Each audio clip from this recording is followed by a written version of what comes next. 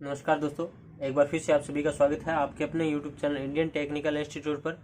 और आज अपने जो है बात करने वाले हैं जो 17 तारीख को यूपी मेट्रो का जो पेपर हुआ है उसमें किस टाइप के क्वेश्चन आए हुए हैं और साथ में उनके अंदर जो है उनका सही आंसर क्या रहा होगा। तो ये सारी की सारी जो बातें हैं उनको डिटेल से इस वीडियो में करने वाले हैं, तो वीडियो जो है उसको अंत तक जरूर देखिएगा।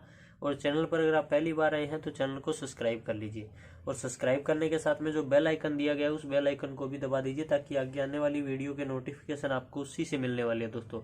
तो देखते हैं, पहला क्वेश्चन आपको दिया गया है, 3 फेज का कलर कोडिंग क्या होता है।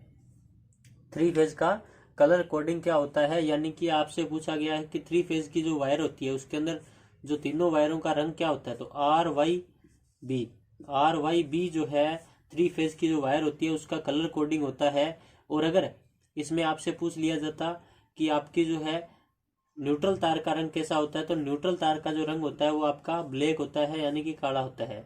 और अगर आपसे पूछ लिया जाए कि अर्थिंग का रंग कैसा होता है, तो अर्थिंग का जो रंग होता है वो कैसा होता है, हरा होता है दोस्तों। तो ये क्वेश्चन भी आपसे जो है पूछे जा सकते थे या किसी और कंपटीशन की जो एग्जाम होंगे उनमें पूछे जा सकेंगे दोस्तों। अब देखते हैं नेक्स्ट क्वेश्चन।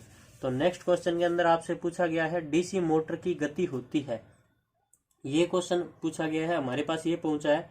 तो इसके अंदर आपसे अगर पूछा जाता कि डीसी मोटर की गति जो है, सबसे पहले तो देखते क्या होती है। तो EB/φ यानी कि जो है फ्लक्स के व्युत्क्रमानुपाती और बैक ईएमएफ के समानुपाती होती है। तो अगर आपके पेपर में ये पूछा गया है कि डीसी मोटर की गति जो है वो आपकी बैक ईएमएफ के समानुपाती होती है, बैक ईएमएफ के व्युत्क्रमानुपाती होती है, तो आपका जो है समानुपाती होती है। डीसी मोटर की जो स्पीड है वो बैक ईएमएफ के समानुपाती होती है। और दूसरा, अगर आपसे पूछा गया है कि डीसी मोटर की जो स्पीड है, डीसी मोटर की जो स्पीड है वो आपकी फ्लक्स के क्या है, तो फ्लक्स के क्या है, व्युत्क्रमानुपाती है। तो ये क्वेश्चन दोनों में से जो आपसे पूछा गया है उसका आंसर दोनों में से ये रहेगा दोस्तों। अब देखते हैं नेक्स्ट क्वेश्चन। तो नेक्स्ट क्वेश्चन के अंदर आपसे पूछा गया है इंसुलेशन प्रतिरोध को मापा जाता है। इंसुलेशन प्रतिरोध को मापा जाता है, तो इंसुलेशन जो प्रतिरोध होता है उसको दोस्तों मेगा ओम के अंदर जो है मापा जाता है। या फिर आपको ये ना देखकर आपको ये मिल सकता था कि 10⁶ ओम मेगा ओम के अंदर है मापा जाता है दोस्तों। अब देखते हैं नेक्स्ट क्वेश्चन। तो नेक्स्ट क्वेश्चन के अंदर आपसे पूछा गया डिस्ट्रीब्यूशन ट्रांसफार्मर होता है। डिस्ट्रीब्यूशन ट्रांसफार्मर होता है, तो डिस्ट्रीब्यूशन जो ट्रांसफार्मर अपना होता है वो अपना 11 kV प्राइमरी वाइंडिंग होती है और 400 वोल्ट जो है उसके अंदर सेकेंडरी वाइंडिंग होती है। लेकिन आपको पेपर में जो आंसर है वो ये ऑप्शन देखने को नहीं मिला था, उसमें देखने को मिला था 11 kV की प्राइमरी वाइंडिंग, 0.4 kV की आपकी सेकेंडरी वाइंडिंग। तो ये इसका जो है राइट आंसर रहा होगा पेपर के अंदर। जिन बच्चों ने ये किया उनका ये क्वेश्चन बिल्कुल सही रहेगा दोस्तों। अब देखते हैं नेक्स्ट क्वेश्चन। तो नेक्स्ट क्वेश्चन के अंदर आपसे पूछा गया है अंडरग्राउंड लाइन में किसका प्रभाव नहीं होता है। अंडरग्राउंड लाइन में किसका प्रभाव नहीं होता है, तो आपका जो सर्ज का प्रभाव जो है अंडरग्राउंड लाइन के अंदर दोस्तों देखने को नहीं मिलता है दोस्तों। अब देखते हैं नेक्स्ट क्वेश्चन। तो नेक्स्ट क्वेश्चन के अंदर आपसे पूछा गया है कि साइन वेव का आरएमएस मान कितना होता है। साइन वेव का आरएमएस मान कितना होता है ये पूछा गया, आरएमएस की वैल्यू पूछी गई है। तो आरएमएस का जो मान होता है दोस्तों वो होता है 0.707, ठीक है। और अगर आपसे पूछ लिया जाता है कि एवरेज वैल्यू कितनी होती है, एवरेज वैल्यू का अगर पूछ लिया जाता है तो 0.637, ये जो है आपकी एवरेज वैल्यू होती। तो उसके अंदर जो है ये आपसे ये आरएमएस का मान पूछा गया, तो ये जो है 0.707 जो उसका राइट आंसर होगा। अब देखते हैं नेक्स्ट क्वेश्चन। तो नेक्स्ट क्वेश्चन के अंदर आपसे पूछा गया प्रतिरोध का विलोमानुपाती क्या होता है। तो प्रतिरोध यानी कि रेजिस्टेंस जो होता है उसका विलोमानुपाती क्या होता है, तो प्रतिरोध जो होता है वो आपका चालकता के विलोमानुपाती होता है। तो उसका जो राइट आंसर क्या था दोस्तों, तो वहां पर आपका था चालकता। चालकता जो है वो आपको देखने को मिला था आंसर के अंदर। तो जिन बच्चों ने चालकता किया उनका ये क्वेश्चन जो बिल्कुल सही रहेगा दोस्तों। अब देखते हैं नेक्स्ट क्वेश्चन। तो नेक्स्ट क्वेश्चन के अंदर आपसे पूछा गया स्टार्टिंग के समय डीसी मोटर में बैक ईएमएफ का मान होता है। स्टार्टिंग के समय डीसी मोटर में बैक ईएमएफ का मान कितना होता है ये पूछा गया है। तो स्टार्टिंग के समय आपकी जो बैक ईएमएफ होती है, हम अभी पढ़ के आए हैं कि बैक ईएमएफ जो है किसके समानुपाती है, स्पीड के। तो स्टार्टिंग में जो स्पीड होती है उस स्पीड का मान कितना होता है, एन जो होती है स्पीड होती है वो आपकी 0 होती है, यानी कि स्टार्टिंग के अंदर मोटर घूम ही नहीं रही है। तो स्पीड का मान अगर 0 है तो बैक ईएमएफ का मान भी कितना होगा, तो स्टार्टिंग के समय बैक ईएमएफ का मान जो होता है वो कितना होता है, 0 होता है दोस्तों। तो इसका जो सही आंसर रहेगा वो क्या रहेगा, 0। अब देखते हैं नेक्स्ट क्वेश्चन। तो नेक्स्ट क्वेश्चन के अंदर जो है वो क्या है, आपसे एक जो है डायग्राम दिया गया था आपको, और इस तरीके से आपको एक डायग्राम दिया गया, और डायग्राम देने के बाद में आपसे पूछा गया कि ये जो आपका डायग्राम है, ये आपका जो डायग्राम है ये किसका डायग्राम आपको दिया गया है, ये आपसे पूछा गया था दोस्तों। तो इसके अंदर जो इसका राइट आंसर रहेगा, प्रतीक पूछा गया है, तो इसका जो राइट आंसर है दोस्तों, राइट आंसर है यूजेटी। ये जो होता है डायग्राम, यूजेटी का डायग्राम होता है। देख दोस्तों, इसके अंदर देखिए आपको टर्मिनल दिए गए हैं B1 B2 और E दिए गए हैं। तो टर्मिनल देखने के बाद में सीधा ही पता लग रहा है कि ये जो आपका डायग्राम है किसका है, यूजेटी का डायग्राम दिया गया दोस्तों। तो यूजेटी जिन बच्चों ने किया उनका सही आंसर रहेगा। अब देखते हैं नेक्स्ट क्वेश्चन। तो नेक्स्ट क्वेश्चन के अंदर पूछा गया फॉर्म फैक्टर किसका अनुपात है, फॉर्म फैक्टर किसका अनुपात है। तो फॉर्म फैक्टर आपका जो होता है, फॉर्म फैक्टर जो होता है वो आपका आरएमएस मान और एवरेज मान का जो है अनुपात होता है। और आरएमएस और अगर एवरेज की बात करेंगे तो आरएमएस कितना पड़ गया है अभी 707, और एवरेज कितना होता है तो 0.637। तो इनका जो जब अपने डिवाइड करेंगे तो डिवाइड करने के बाद फॉर्म फैक्टर की अगर वैल्यू की बात करेंगे, फॉर्म फैक्टर का मान कितना होता है, तो ये भी पेपर में क्वेश्चन पूछा जा सकता है कि फॉर्म फैक्टर किसका अनुपात कितना होता है, इसका वैल्यू तो 1.11। और यहाँ पर इसका आंसर क्या है, तो आरएमएस बटे एवरेज, इसका जो है राइट आंसर है। अब देखते हैं नेक्स्ट क्वेश्चन। तो नेक्स्ट क्वेश्चन के अंदर आपसे पूछा गया साइन वेव के लिए पीक फैक्टर का मान क्या होता है। साइन वेव के लिए पीक फैक्टर का मान क्या होता है, यानी कि पीक फैक्टर या क्रेस्ट फैक्टर का मान पूछा गया आपसे। तो 1.414 जो है वो आपका पीक फैक्टर या क्रेस्ट फैक्टर का मान होता है √2। ठीक है, और √2 की वैल्यू कितनी होती है, 1.414। ठीक है, अब देखते हैं नेक्स्ट क्वेश्चन। तो नेक्स्ट क्वेश्चन के अंदर पूछा गया 1 सेकंड में लगाए गए चक्कर की संख्या को क्या कहते हैं। तो लगाए गए चक्रों की संख्या को 1 सेकंड में क्या बोलेंगे, तो इसको बोलेंगे अपने आवर्ती, इसको आवर्ती बोलेंगे। और आवर्ती जो है उसकी अगर इकाई पूछ ले तो उसकी इकाई जो होती है वो हर्ट्ज या फिर साइकिल प्रति सेकंड जो है, यानी कि चक्कर प्रति मिनट प्रति सेकंड जो है इसकी इकाई होती है आवर्ती की। अब देखते हैं नेक्स्ट क्वेश्चन। तो नेक्स्ट क्वेश्चन के अंदर आपसे पूछा गया है स्विच बोर्ड की फर्श से ऊंचाई होती है, स्विच बोर्ड की फर्श से ऊंचाई कितनी होती है। तो जैसे आपका ये एक बोर्ड लगा हुआ है और इसके अंदर आपके जो है स्विच वगैरह लगे हुए हैं, सॉकेट वगैरह लगे हुए हैं, घरों के अंदर जो अपना नॉर्मल बोर्ड होता है उसकी जो सरफेस है, सरफेस से ऊंचाई जो है ये कितनी होती है, तो 1.3 अगर दिया हुआ है पेपर में तो वो आंसर सही है, लेकिन यहाँ पर आपको देखने को मिला था 1.5 मीटर। तो ये जो है इसका राइट आंसर रहा होगा दोस्तों। तो अब देखते हैं नेक्स्ट क्वेश्चन। तो नेक्स्ट क्वेश्चन के अंदर आपसे पूछा गया यांत्रिक ऊर्जा को विद्युत ऊर्जा में बदलने वाली मशीन कौन सी है। तो यांत्रिक ऊर्जा को विद्युत ऊर्जा में कौन सी मशीन बदलती है, इतना इजी क्वेश्चन है। तो जनरेटर जो होते हैं आपके, जनरेटर जो होते हैं वो आपके यांत्रिक ऊर्जा को विद्युत ऊर्जा में बदलते हैं दोस्तों। और अगर आपसे पूछ लिया जाए इसका विलोम कि विद्युत ऊर्जा को यांत्रिक ऊर्जा में कौन बदलता है, तो मोटरें जितनी भी होती है वो आपकी विद्युत ऊर्जा को यांत्रिक ऊर्जा में बदलती है दोस्तों। अब देखते हैं नेक्स्ट क्वेश्चन। तो नेक्स्ट क्वेश्चन के अंदर आपसे पूछा गया पी पदार्थ में अशुद्धि क्या मिलाते हैं। पी पदार्थ के जो पदार्थ होते हैं उनमें अशुद्धि के रूप में क्या मिलाते हैं, तो त्रिसंयोजक, त्रिसंयोजक जो है अशुद्धि मिलाते हैं। और त्रिसंयोजक के अंदर अशुद्धियों के अंदर कौन कौन सी आती है आपके, तो इंडियम आती है, गैलियम आती है, इसके अलावा इसके अंदर आपकी बोरोन आती है।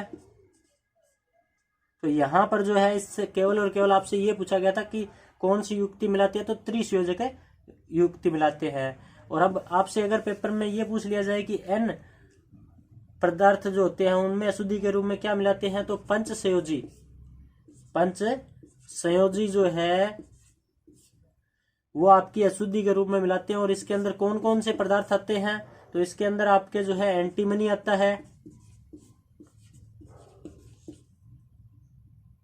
फास्फोरस आता है, इसके अलावा जो है इसमें आर्सेनिक आता है। तो ये जो है इतने बनते हैं इसमें। अब देखते हैं नेक्स्ट क्वेश्चन। तो नेक्स्ट क्वेश्चन के अंदर आपसे पूछा गया सिलिकॉन का तापमान बढ़ाने से चालकता पर क्या प्रभाव पड़ेगा। तो सिलिकॉन जो है उसके तापमान बढ़ने पर चालकता क्या होगी। तो सबसे पहले तो ये क्या है, एक अर्धचालक है। ये क्या है, एक अर्धचालक है। तो अर्धचालक जितने भी आपके होते हैं वो मैं आपको पीछे, अगर आपने मेरी क्लासेज लगाई है इसी यूट्यूब चैनल के ऊपर, तो उसमें मैं आपको बता चुका हूं कि अर्धचालक जो होते हैं उनका जो टेम्परेचर कोफिशिएंट होता है वो एनटीसी होता है दोस्तों, यानी कि नेगेटिव टेम्परेचर कोफिशिएंट होता है। तो जैसे जैसे तापमान बढ़ेगा, यानी कि टेम्परेचर का मान जैसे जैसे बढ़ेगा, वैसे वैसे उसका जो प्रतिरोध होगा उसका मान क्या होगा, घटेगा। उसका मान घटेगा, यानी कि घटेगा। तो अब आपसे पेपर में क्या पूछा गया है कि तापमान जो है वो बढ़ेगा तो उसकी चालकता में क्या होगा। तो तापमान बढ़ेगा तो आपका प्रतिरोध क्या होगा, घटेगा। प्रतिरोध घटेगा तो चालकता क्या होगी, बढ़ेगी। चालकता बढ़ेगी। तो यहां पर इसका राइट आंसर क्या था कि बढ़ेगी, यानी कि चालकता बढ़ती है आपकी अगर जो है प्रतिरोध का मान जो है वो कम होगा, और अगर आपका टेम्परेचर कोफिशिएंट जो है वो आपका बढ़ रहा है। तो अब इसके बाद में देखते हैं नेक्स्ट क्वेश्चन। तो नेक्स्ट क्वेश्चन के अंदर आपसे पूछा गया क्रेन में कौन सी मोटर प्रयोग होती है। क्रेन में कौन सी मोटर प्रयोग होती है। तो जो आपके क्रेन हो, होइस्ट हो, ट्रेन हो, उन सभी के अंदर जो है स्टार्टिंग टॉर्क उच्च चाहिए, और स्टार्टिंग टॉर्क उच्च होने के लिए आपकी जो है कौन सी मोटर उपयोग होती है। तो सीरीज मोटर जो होती है, सीरीज मोटर जो होती है आपकी, जहां पर भी बात आएगी उच्च स्टार्टिंग टॉर्क की, तो सीरीज मोटर ही उपयोग की जाएगी दोस्तों। तो सीरीज मोटर जिन बच्चों ने किया उनका ये क्वेश्चन बिल्कुल सही रहा होगा दोस्तों। अब देखते हैं नेक्स्ट क्वेश्चन। तो नेक्स्ट क्वेश्चन के अंदर आपसे पूछा गया है हेनरी किसकी इकाई है। हेनरी किसकी इकाई है। तो हेनरी जो होती है इंडक्टेंस की इकाई है दोस्तों। इंडक्टेंस की इकाई है, यानी कि प्रेरकत्व की इकाई है। प्रेरकत्व की इकाई है हेनरी। इंडक्टेंस या फिर प्रेरकत्व की इकाई है हेनरी।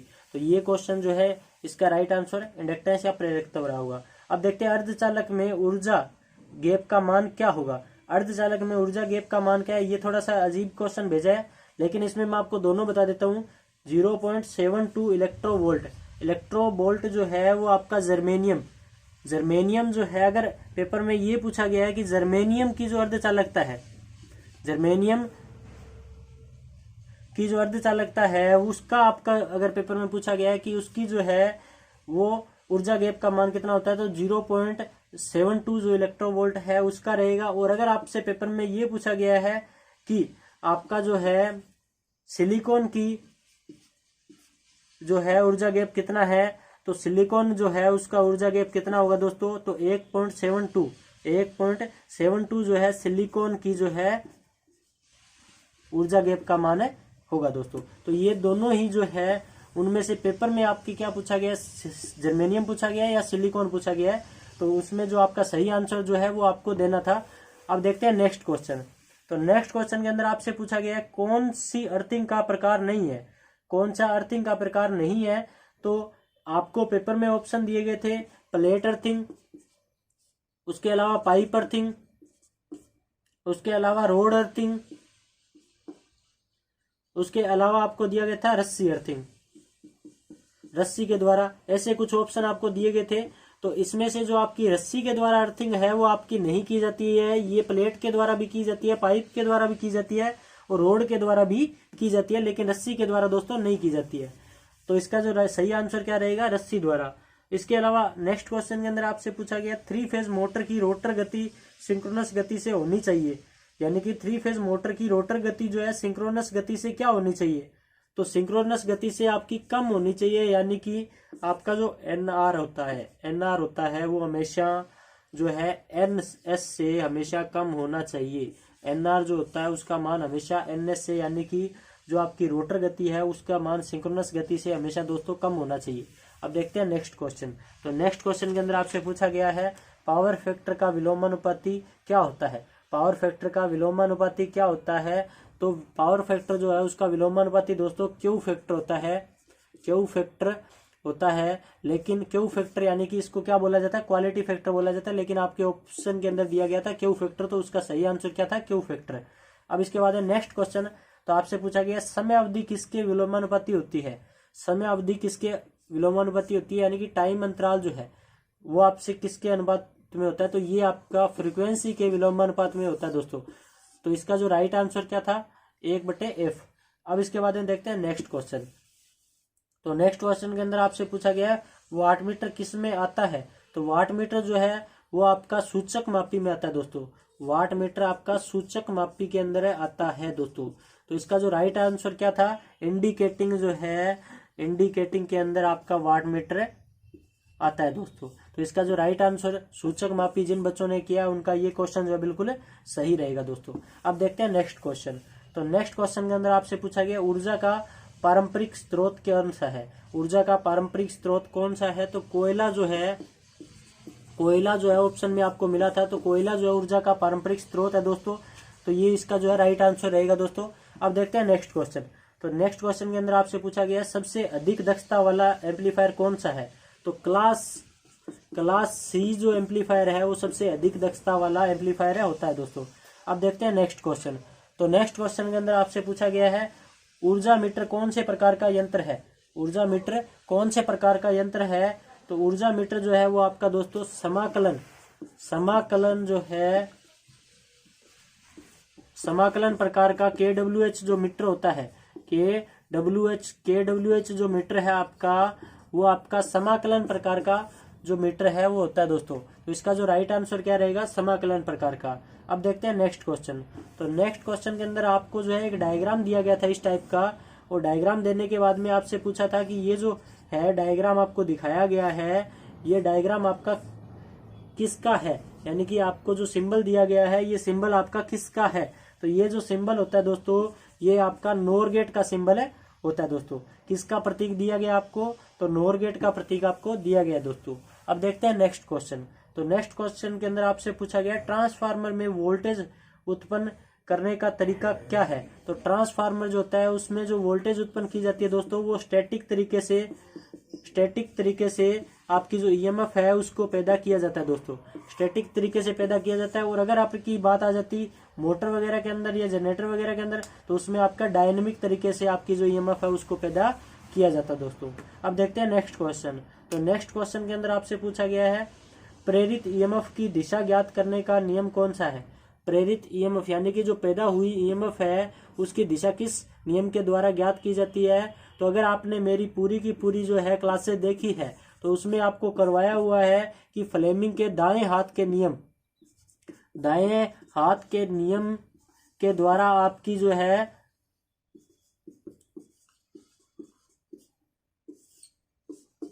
ईएमएफ की दिशा ज्ञात की जाती है। ये मैंने आपको जब आपको जो है जनरेटर करवाया था उस टाइम मैंने करवाया था कि जो पैदा हुई ईएमएफ की दिशा है उसको किसके द्वारा ज्ञात किया जाएगा, तो फ्लेमिंग के दाएं हाथ के नियम के द्वारा। और अगर आपसे पूछ लिया जाता कि इसके अंदर जो है घूमने की दिशा, मोटर के घूमने की दिशा, तो वहां पर आपका यहाँ पर आ जाता बाएं हाथ के नियम के द्वारा आपका जो है ये ज्ञात किया जाता है दोस्तों। तो ये आपसे पेपर के अंदर जो है कुछ एक क्वेश्चन पूछे गए थे जो हमारे पास पहुंचे हैं। तो उम्मीद करता हूं कि ये क्वेश्चन आपके जो है अच्छे रहे होंगे। और आपके जो है अगर पेपर में यही क्वेश्चन आए हैं तो नीचे कमेंट सेक्शन के अंदर कमेंट जरूर कीजिए, ताकि जो बाकी स्टूडेंट है उनको भी बेनिफिट हो इनका। और अगर आपने चैनल को अभी तक सब्सक्राइब नहीं किया तो सब्सक्राइब कर लीजिए। वीडियो जो है उसको अपने दोस्तों के साथ में शेयर जरूर कीजिए दोस्तों, ताकि बाकी जो स्टूडेंट है उनको भी इसका फायदा हो। और साथ में जो है अगर वीडियो को लाइक नहीं किया तो लाइक करने के साथ साथ में कमेंट जो है नीचे जरूर कीजिए। अगर जो है आपको इससे रिलेटेड या फिर कोई नए टॉपिक से रिलेटेड वीडियोस आपको इसी चैनल के ऊपर चाहिए तो। बाकी मिलते हैं आपसे किसी और वीडियो में, तब तक के लिए जय हिंद जय भारत दोस्तों।